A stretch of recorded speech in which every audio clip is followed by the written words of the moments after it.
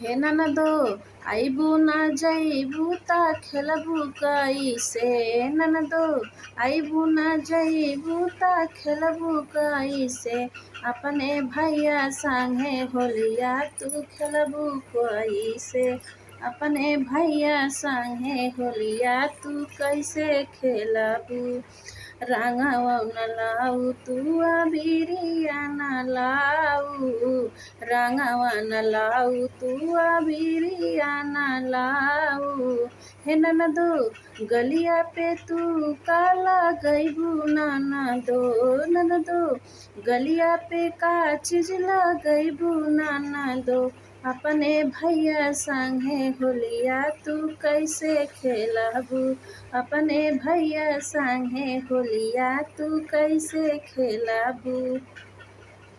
ए ननदो आइबू ना जइबू ता खेलबू कइसे। ननदो आइबू ना जइबू ता खेलबू कइसे। अपने भैया संगे होलिया तू कैसे खेलबू। अपने भैया संगे होलिया तू कैसे खेलबू। अपने भौजी संगे होलिया तू कैसे खेलबू। पानियो न लायू तू पिचकारियो न लायू।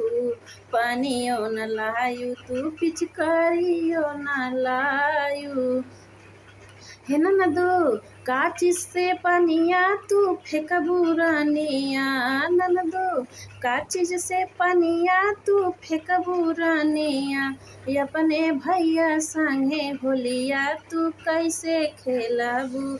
अपने भैया संगे होलिया तू कैसे खेलबू। ए ननदो आइबू ना जइबू ता कैसे खेलबू। ननदो आइबू ना जइबू ता कैसे खेलबू। अपने भैया संगे होलिया तू कैसे खेलबू।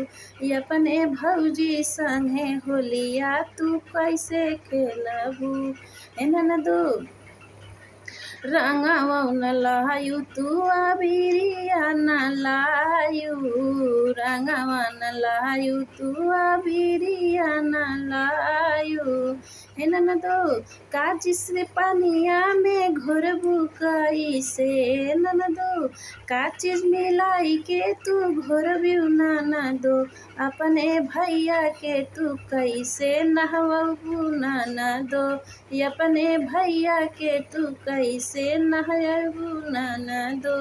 हे ननदो आइबू ना जइबू ता कैसे खेलबू।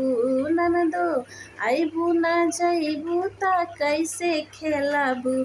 अपने भैया संगे रंगवा तू कैसे खेलबू। अपने भैया संगे होलिया तू कैसे खेलबू। तो हेलो दोस्तों, आप लोग कैसे, आप लोग अच्छे ही होंगे। तो आप लोग मेरे चैनल को आप लोग शेयर करिए, कमेंट करिए, लाइक करें और कमेंट करने के लिए ना भूलें मेरा गाना कैसे लगता है। तो आप लोग कमेंट करके ज़रूर बताइए। मेरे चैनल का नाम है पूनम यादव जौनपुरिया।